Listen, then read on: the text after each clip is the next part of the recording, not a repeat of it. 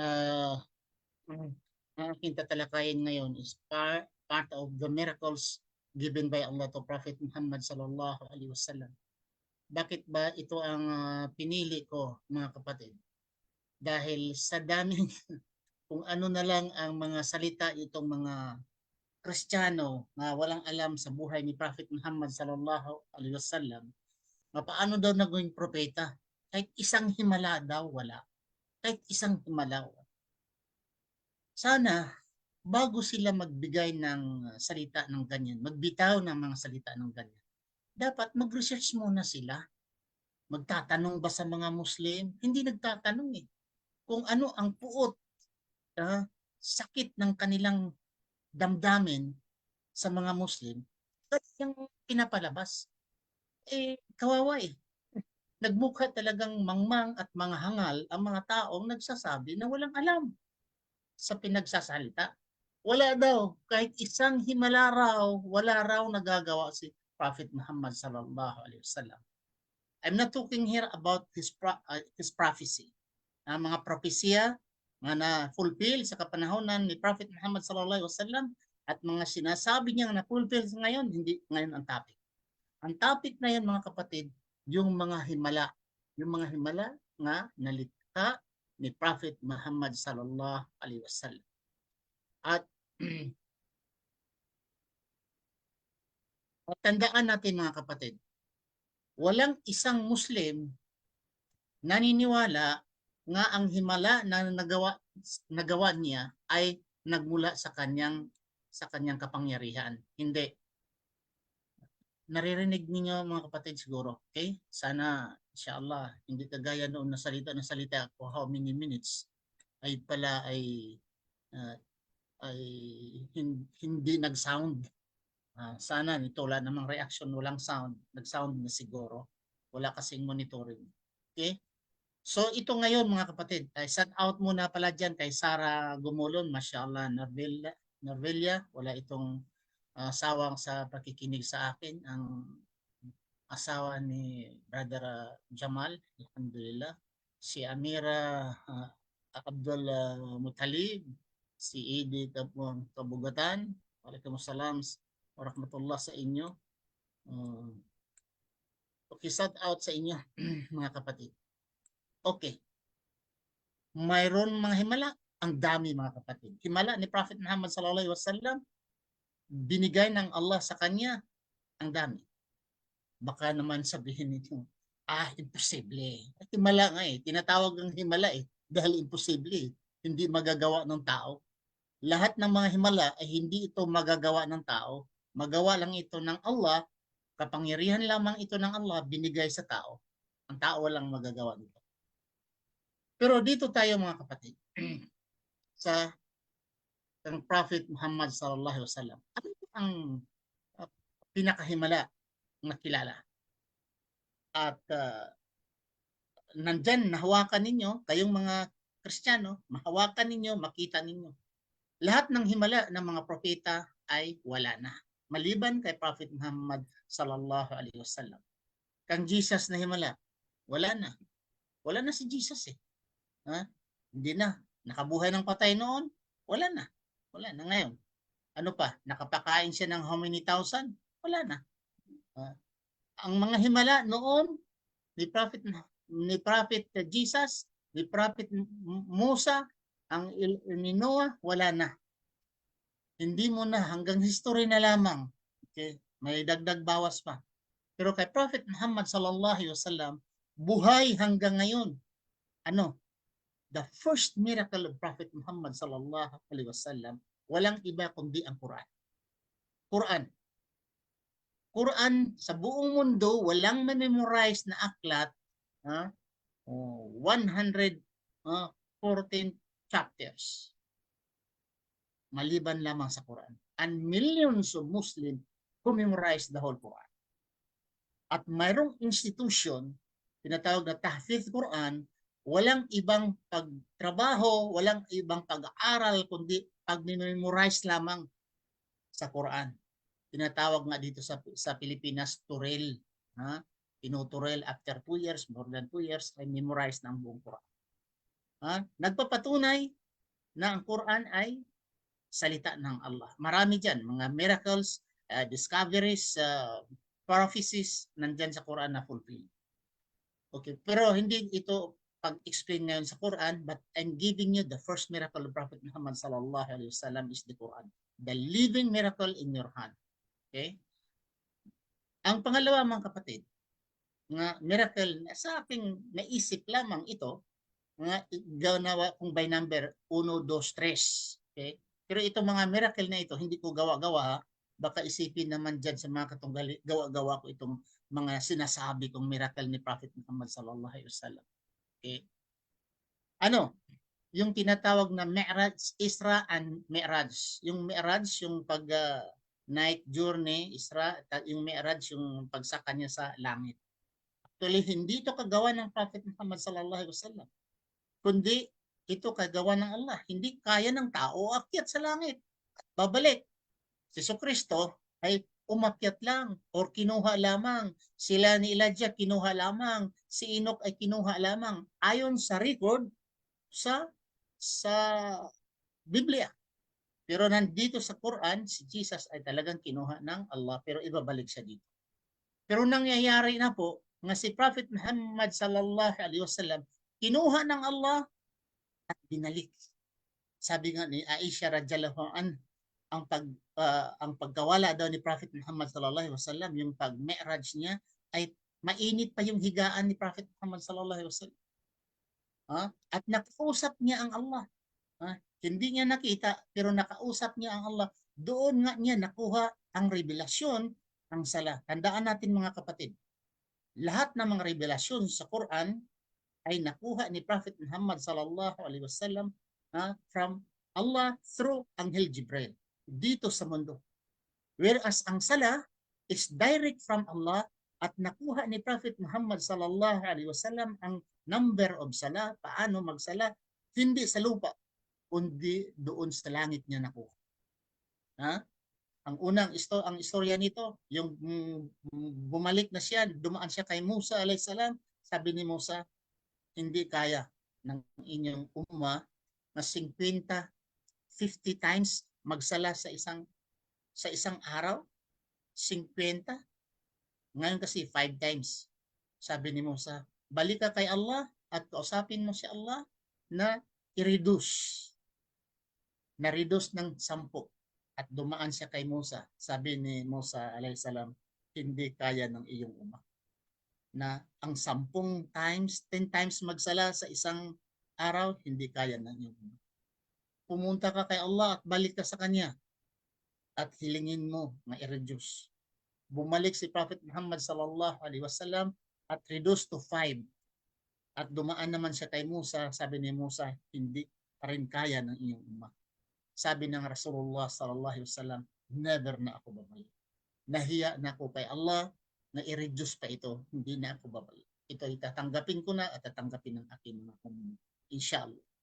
So, nakausap ni Prophet Muhammad sallallahu alaihi wasallam ang Allah. Saan? Doon sa pinakamataas na langit. Kalangitan. Yan ang tinatawag na Isra and Mi'raj. Miracle, hindi ba? Pag-akyat sa langit, ngayon mag-rocket, anumang rocket mo ay ano bang pinakamabilis na sasakyan sa mundo? Hindi makabalik ng even 1 hour or outside the orbit. Wala, hindi ka makabalik 1 hour. Pero si Prophet Muhammad sallallahu alaihi wasallam, yung kinuha siya ng Allah at binalik, sabi ni Aisha radhiyallahu anha, mainit kayong higaan ng Rasulullah. At pagpapatunay nito, maraming rason ang pagpapatunay dahil mismo ang mga Quraish na hindi naniniwala sa kapanahonan na inimbestigahan nila si Prophet Muhammad sallallahu alaihi wasallam, paano ka nakapunta sa langit? Naggaling sa Makkah, pumunta ka sa Jerusalem. Pag galing sa Jerusalem ay pumunta ikaw sa langit. Paano? Yan ay mahabang istorya. At dito naman tayo lamang sa mga himala ng kanyang nagawa. Hindi ako dito nagpapatunay ako. Hindi. Kundi I only relate to you sa mga himala ng Prophet Muhammad sallallahu alaihi wasallam. mga kafir nito, mga Kristiyano, you believe it or not, wala, hindi na sasakit ang tiyan. Basta sinagot ko na ang sinasabi ninyo na kahit isang himala ay walang himala ang inyong propeta. Sinagot ko lang yan. Dahil sa inyong kamangmangan, sa inyong kabulastugan, ay talagang full kayo mag-research, yun ang inyong sinasagot. Yun ang kanyang binabato na walang himala ang Prophet Muhammad sallallahu alaihi wasallam. Ano pa? Sa kapanahunan sila ni Prophet Muhammad sallallahu alaihi wasallam, pangatlo ito, nag-travel sila sa disyerto at naubusan na sila ng tubig. Sa disyerto, mga kapatid, walang ibang pinaka-importante sa lahat ay tubig. Tubig. Pag naubusan ka ng tubig sa disyerto, patay ka.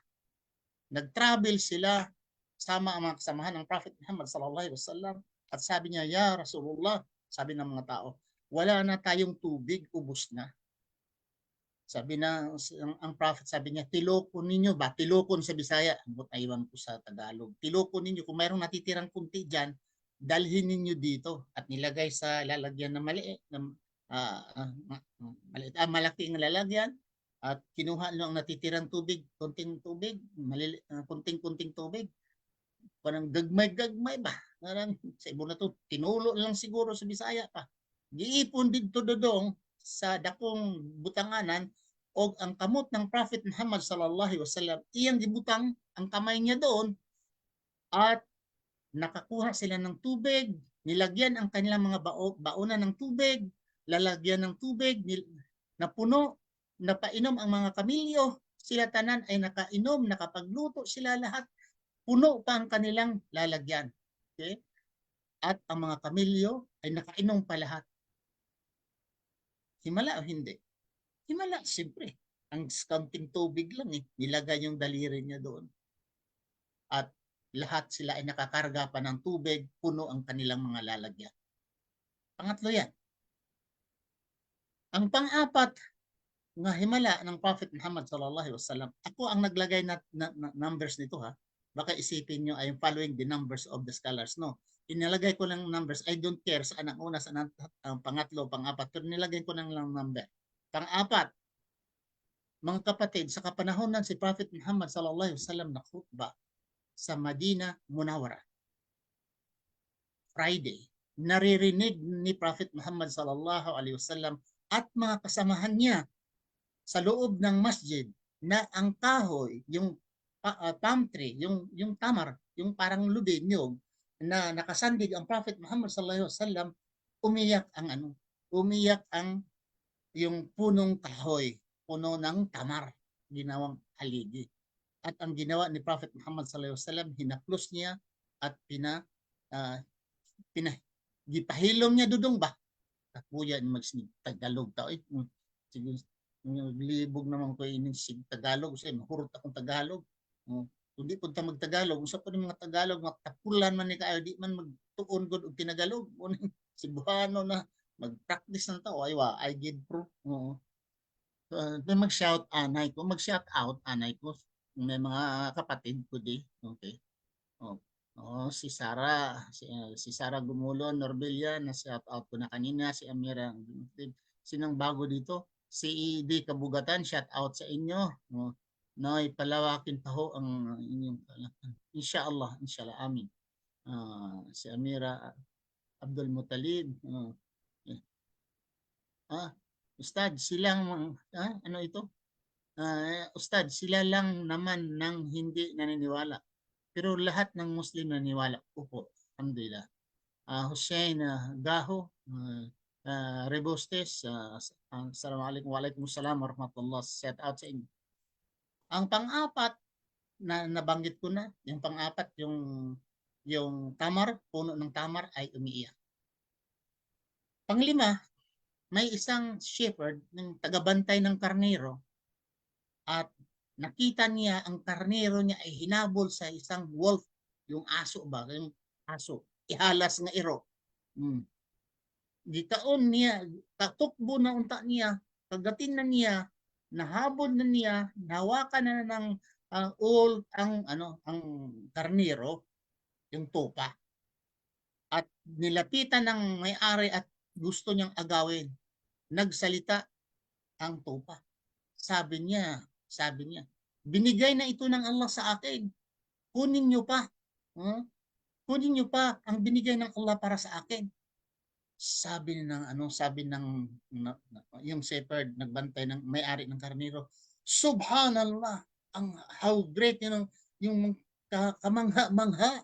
Ang isang wolf nagsasalita, kamangha-mangha. Sumagot ang wolf, sabi niya, mayroon pang mas kamangha-mangha. Punta ka sa Madina, doon sa lungsod ng Madina, doon sa masjid, at may pangalan na Prophet Muhammad sallallahu alaihi wasallam. May propeta ang pangalan niya Muhammad. Mas kamangha-mangha siya. So, nang narinig niya, yung may-ari, hindi na niya kinuha yung tupa, pinabayaan niya at dumiretso siya at pumunta siya sa Madina at naghanap siya, sino ito si Muhammad? Sino ito si Muhammad? Nagtanong, pumunta siya kay Prophet Muhammad sallallahu alaihi wasallam, nagmamadali, parang takot. Bakit ka nang nangyari sa iyo? Ikaw ba si Muhammad? Sabi niya, oo, ako si Muhammad. Dahil ganito ang nangyari, ang tupang aagawin ko sana sa wolf ay nagsasalita. Tapos namamangha ako. Sabi niya mayroon daw kamangha-mangha pa ang pangalan Muhammad dito daw sa Madina. So sabi ng Prophet Muhammad sallallahu alaihi wasallam, totoo ang sinasabi ng wolf. Wolf nagsasalita, mga kapatid. Wolf nagsasalita. Ano pa? Sa kapanahonan ni Prophet Muhammad sallallahu alaihi wasallam, may isang sahaba na limutan ko at umiiyak siya kay Prophet Muhammad sallallahu alaihi wasallam. Ya Rasulullah, aking ama bago siya namatay ay nakautang siya sa Hudyo ng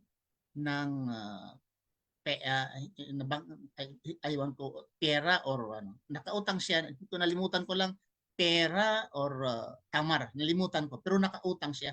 Malaki daw ang utang ng kanyang tatay na kahit ilang taon hindi daw niya kayang babayaran.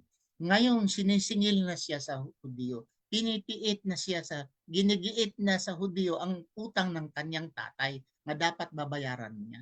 Ya Rasulullah, tulungan mo ako, makabayad ako sa aking utang sa Hudyo dahil ang utang ng tatay ko dapat ko babayaran. Sabi ng Prophet Muhammad sallallahu alaihi wasallam, ang mga dates, di ba nagbunga na? Sabi naman ng sahaba, ya Allah, ya Rasulullah, nagbunga pero kahit ilang taon pa hindi talaga makabayad dahil ang bunga ng tamar ay kunti man lang ang aking tamar, kunti lang aking tamar, hindi naman marami. Kahit ilang taon hindi ko kayang bayaran sa bunga ng tamar.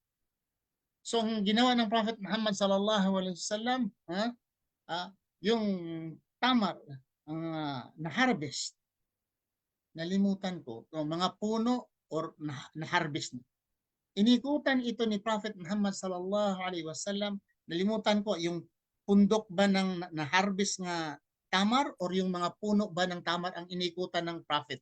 Nalimutan ko lang It's either be yung puno ikutan yung mga punong na tanim inikutan ng Prophet Muhammad sallallahu alaihi wasallam or yung na-harvest na tamar ang inikutan ng Prophet Muhammad sallallahu alaihi wasallam. Pagkatapos sabi ng Rasulullah, yung bunga ay ihatid mo sa kunin mo ang bunga at ihatid mo sa Hudyo, ibayad mo sa Hudyo. Nagtaka mismo yung nakautang at pati ang Hudyo, bakit nangyari? Nga sa daming bunga ng tamar, nga sobra pa ang kanyang harvest sa binayad niya. That in fact, sabi ng tao, sahaba, kahit ilang taon, hindi niya kayang bayaran. Pero biglang nagbunga ang tamar sa dami-dami. At binigyan na bayaran na may sobra pa. It just twinkle of an eye. Yan ang panglima. Ang himala ng Prophet Muhammad sallallahu alaihi wasallam. Pang-anim, sila ang mga sahaba, sila ni Abu Bakar at Abu Huraira at si Omar, siguro nalimutan ko, naglalakad sila. At pareho sila ay dahil sa gutom. Dahil nagutom sila, umaalis sila sa kanilang bahay at doon sa highway, sa kalsada, at dahil nagpalipas sa gutom, nakita sila doon, pareho sila gigutom. At naghanap sila ng pagkain doon sa mga kasamahan mga Muslim, baka may pagkain sila. At may nakakita sila, si Prophet Muhammad sallallahu alaihi wasallam, nakakita siya ng isang kambing na ang kambing ay bata pa. At bago nga nagtanong, mayroon ba kayong alagang kambing? Sabi ng ang misis nga nakasagot, mayroon pero hindi, wala pa yung gatas dahil wala pang anak. So narinig ng Prophet Muhammad sallallahu alaihi wasallam at sinabihan, dalhin mo dito ang kambing. Sabi ng mga sahaba, ya Rasulullah, hindi pa nga nanganak ang kambing. Pati ang may-ari sabi niya, bata pa yung kambing ko, hindi pa yan buntis, hindi yan nanganak pa. Sabi ng Rasulullah, dalhin mo dito ang kambing. So wala silang magagawa, dinala ang kambing at hinaplos ng Prophet Muhammad sallallahu alaihi wasallam ang suso ng kambing at nakakuha sila ng gatas. Napuno ang lalagyan ng gatas ng may-ari at sila mismo nakainom, busog na busog pa sila. If I'm not mistaken, may dinalhan, nagdala pa sila at binigay sa mga kasamahan nila ang gatas ng kambing. Ang liit-liit lang ng kambing. Ito ay himala. Of course, ito ay himala. Marami ang himala ng Prophet Muhammad sallallahu alaihi wasallam. Sa kapanahonan niya, sabi ng mga sahaba, pang-anim ito. Sabi ng mga yung mga taga-Quraysh, yung hindi naniwala ng Prophet Muhammad sallallahu alaihi wasallam in the beginning, kung ikaw ay tunay na propeta, kunin mo ang buwan, biakin mo ang buwan, sorry, hindi bala kunin. Biakin mo ang buwan kung talaga ikaw ay tunay na propeta. Hinahamon siya. So ang ginawa ng Prophet Muhammad sallallahu alaihi wasallam, nagdua siya, humiling siya sa Allah, at diyan biglang nabiak ang buwan. Nahati ang buwan sa kabilang bundok at saka ang isa naman ay sa kabilang bundok, at yung nangyari nga nabiak ang buwan, sabi ng mga Quraysh, you are a magician. Magician ka. At kung sabi ng Prophet Muhammad sallallahu alaihi wasallam, kung hindi kayo maniwala nga talagang gawa ng Allah ang nabiak ang buwan dahil sa inyong paghamon sa akin, pwede niyong tanungin yung mga taong parating dito kung anong nangyari sa buwan. Yung mga travelers kagabi, tanungin ninyo yung mga travelers kung darating sila ngayon, tanungin ninyo sila. Or bukas darating sila, tanungin ninyo. Yung dumating ang mga travelers, yung mga caravans dumating, dala-dala ang kanilang binta. At tinanong sila, nakakita ba kayo sa buwan? Anong nangyari kagabi sa buwan? Sabi ng mga caravans, oo nga, nabiyak ang buwan. Nagtaka kami, bakit nabiyak? First time namin sa buhay namin, nabiyak ang buwan. Nakita namin, naghiwalay.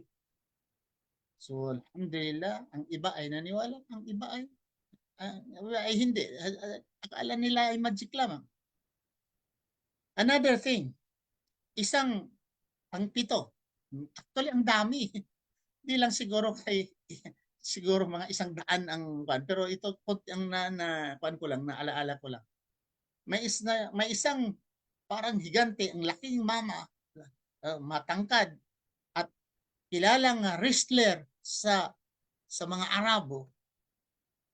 Dinawahan ng Prophet Muhammad sallallahu alaihi wasallam, sabi niya, mag-Muslim lang ako, ya Muhammad, mag-Muslim lang ako kung matalo mo ako.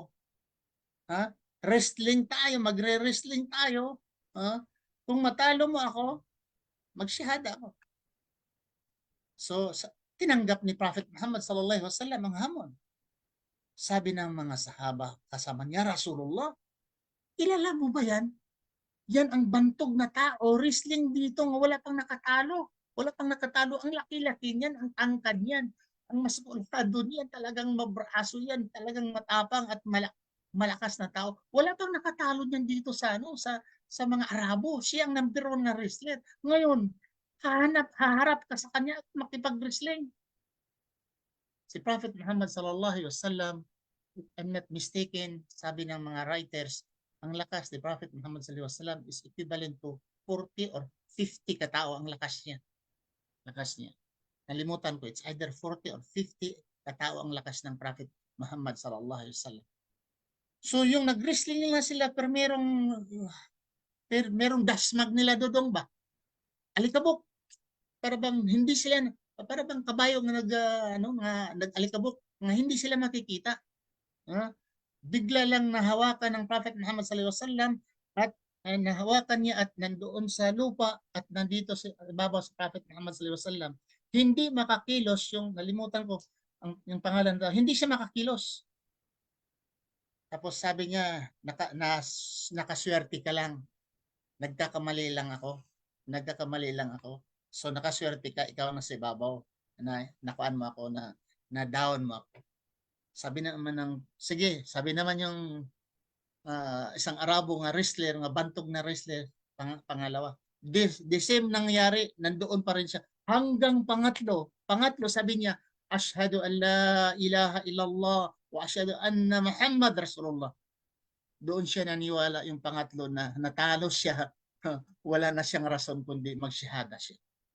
Imagine, pinakamalaking tao, pinakamatangkad na tao, pinakakusgan na tao sa buong Arabian Peninsula, dito doon sa Makkah, natalo ni Prophet Muhammad sallallahu alaihi wasallam. Yan ang pangpito. Ano pa? Pangwalo. Si Prophet Muhammad sallallahu alaihi wasallam, yung nagdasal siya doon sa Kaaba. Ang ginawa ng mga tao, nilagyan siya ng dumi, yung tinae, bituka ng kamilyo, bituka ng kanyang mga tupa, yung mga reject, balat, ay habang nagsujud siya, nilagyan siya sa kanyang likod. At si Fatima, nakita ni Fatima, umiyak siya. Sabi ni Prophet Muhammad sallallahu alaihi wasallam, huwag kang iyak, anak, dahil darating ang panahon na ang Islam ay magpaibabaw. At ang ginawa ni Prophet Muhammad sallallahu alaihi wasallam, nagdua siya. Isa-isa niyang binanggit ang mga pangalan ng mga taong naglagay sa kanyang habang nagsujud siya, ay nilagyan siya ng dumi, ay siya ay nagdua siya. Isa-isa ay namatay. Okay. Isa-isa ay namatay. Itong mga taong binuwaan ng Prophet Muhammad sallallahu alaihi wasallam nang naggawa sa kanya ng kabulastugan habang nagdasal siya, binuwaan niyang isa-isa at namatay ito sa kapanahonan ni Prophet Muhammad sallallahu alaihi wasallam, namatay itong mga tao na ito. Sa giyera man or sa sakit, namatay sila. Yan ay pangwalo. Pangsyam, yung tubig sa Hudaybiyah, pangsyam, sa Hudaybiyah, may isang balon doon, balon ba, tabay ba nga lalom kayo? Lalom kayo nga tabay. Wala na sila mainom. Wala na sila mainom. Ang ginawa ni Prophet Muhammad sallallahu alaihi wasallam, nagkuha siya ng konting tubig, nagdua siya at binuhusan niya ng konting tubig sa Hudaybiyah, nga hubas na ba? Hubas na. Tubig, balon na wala na. Ang ginawa ng Prophet Muhammad sallallahu alaihi wasallam, na humingi siya kang Allah at binuhusan niyang kunting tubig at umangat ang tubig. Nabuhay ang atabay. Nabuhay itong atabay doon ba? Ang tubig ni sakag kalit. Daghan pa mga kaigsuuna, marami pa. Ang naalaala ko lang, ito lang ho pagpapatunay nga yung nagsasabi diyan na kahit isang himala ay walang nagagawa si Prophet Muhammad sallallahu alaihi wasallam, ay kasinungalingan ho. At ang ito pang mga taong mangmang na ito, itong mga idolaters na ito, itong mga kafir na ito, mga idolatry ba? Bakit? Worship Jesus Christ, you are idolaters in Islam. Mga idolaters kayo, mga idol worshiper kayo, yung kayong mga taong nag-worship kay Jesus Christ. At anong sinasabi nila sa kay Jesus Christ? Si Jesus Christ na raw ay nagbuhay ng patay. Si Jesus Christ daw ay nagpakain lahat. Kay Jesus, pangyarihan daw si Jesus. Kasinungalingan eh. Walang isang teksto sa Biblia in the New Testament nga nagsasabi si Kristo nga itong mga milagro, himala nga ginawa ay nagmula sa kanya. Wala. Pero ang sasabihin nila, ang sasabihin nila ay himala daw ni Jesus Christ, nagbuhay daw kay Lazaro, kay Jesus Christ, nagpakain daw ni Jesus Christ, ang etc. ay kay Jesus Christ. Sinabi ba ito ni Jesus Christ? Nga sa kanya nagmula ang himala? Kasinungalingan eh. Ito, Ipakita ko niyo sa Biblia mismo. Ang Biblia mismo, si Jesus Christ nagpapatunay. Mabasa ito sa Juan 5:30. Sabi ni Kristo in English, New International Version, by myself I can do nothing. I judge only as I hear, and my judgment is just. For I seek not to please myself, but him who sent me. By myself, I can do nothing. May Tagalog dito. Hindi ako makagagawa ng anuman sa ating sarili. Ha? Sabi nyo, ginawa ni Kristo sa kanyang sarili. Hindi. Salungat ho ang inyong sinasabi na si Kristo ay nagbuhay ng patay, si Kristo ay naggawa ng himala, si Muhammad wala kasinungalingan, kamangmangan ninyo, kabulastugan, may Allah punish you sa inyong pagsisinungaling. Dahil si Kristo ho, hindi siya nagsasabi kailanman na ang mga himalang ginawa niya ay nagmula sa kanya. Sinasabi niya, hindi ako makagagawa ng anuman sa aking sarili. Humahatol ako ayon sa aking naririnig. At ang paghatol ko'y matuwid sapagkat hindi ko pinaghahanap ang aking sariling kalooban, kundi ang kalooban niyang nagsugo sa atin. Juan 5:30. Hindi ako makagagawa ng anuman sa ating sarili. Sabihin ninyo, si Kristo ang gumawa.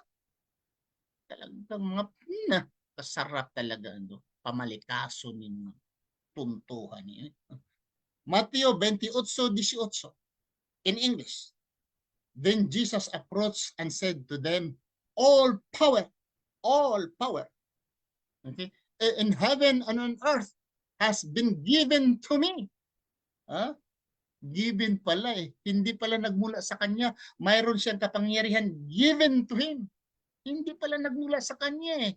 Sa Tagalog, lumapit si Jesus at sinabi sa kanila, ibinigay na nasa akin ang lahat ng kapangyarihan sa langit at lupa. Ibinigay na sa akin. Nang ibig sabihin, hindi nagmula sa kanya, ibinigay eh. Kung bibigyan kayo ng sasakyan, mga kapatid, huwag kayong magmamayabang, ang sasakyan ay sa inyo. Dahil yung sasakyan na yan ay binigay lamang. Bigyan kayo ng BMW, binigyan kayo ng Rolls Royce, ano bang sasakyan yan, Orilo, aeroplano, binigay sa iyo. Huwag kayong magyayabang, nasa iyo yan, dahil binigay lamang yan. The same ay kay Jesus Christ. If Jesus Christ was able to resurrect Lazarus, don't think this power, resurrecting Lazarus is manifested from Jesus Christ or originated from Jesus Christ. No, dahil lahat ng sabi ni Kristo, lahat, all power is given into me. Tapos sasabihin ninyo nga si Kristo ay makapangyarihan. Kadakong binuang naman. Tinunto, kabutigon man sa inyo, Dudong. Oo. Ano pa dito?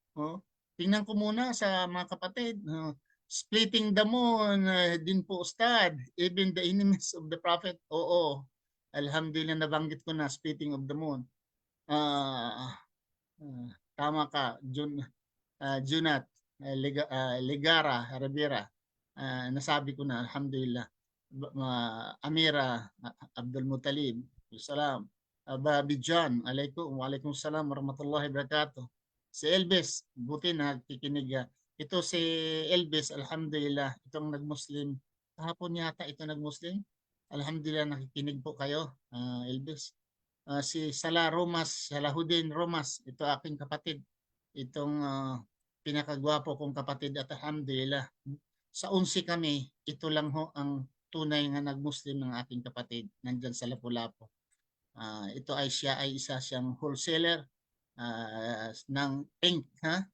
Kung bibili kayo sa kanya, ito ay direct buyer siya galing sa China at ang mga ink nagmula sa China ay nandyan sa kanya sa Cebu. Kahit anong ink sa Brother, basta mga printer mga Brother, Epson, etc. All kinds of ink bibili kayo sa kanya, wholesaler man kayo, kahit bulto-bultuhan, ilan dyan tahon ang gusto nyo, makasupply ho siya dahil direct po siya na comprador ng mga ink from China, direct to Cebu, inshallah. Adonai Jehovah, yan ay si Salahuddin Romas. Okay? Sino si Elohim? Si Elohim. Di lang muna natin yan sagutin dahil ang pan ko dito ngayon ay yung tungkol ho sa mga himala na nabanggit ni eh, Prophet or nangyayari sa kapanahonan ni Prophet Muhammad sallallahu alaihi wasallam. Uh, uh, Tingnan ko, may babasahin muna ako diha. Okay. Okay. Anyhow, mga kapatid, wala na kayong ibang tanong dyan.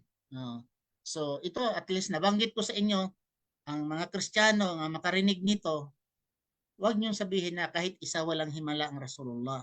Totoo talaga, mula sa kanyang sarili, wala. Dahil ang lahat naman ng himala ay nagmula sa Allah. Nagmula naman talaga sa Allah. Baka naman lulusot kayo at sabihin naman ako ay nagkakamali. Kasi palagi niyong binabato, wala siyang himala, wala siyang himala.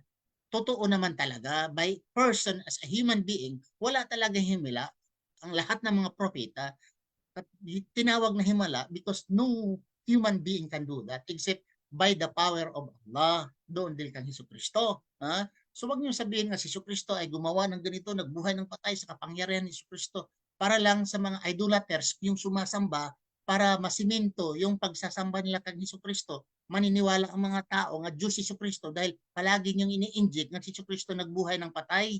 Si Jesucristo ay nagbigay ng buhay na walang hangganan, eternal life. Oo, kung si Jesucristo ay nagbigay ng eternal life, nagbigay siya kung anuman, buhay na walang kamatayan, hindi ito nagmula sa kanya. Dahil ay natanggap lang po niya.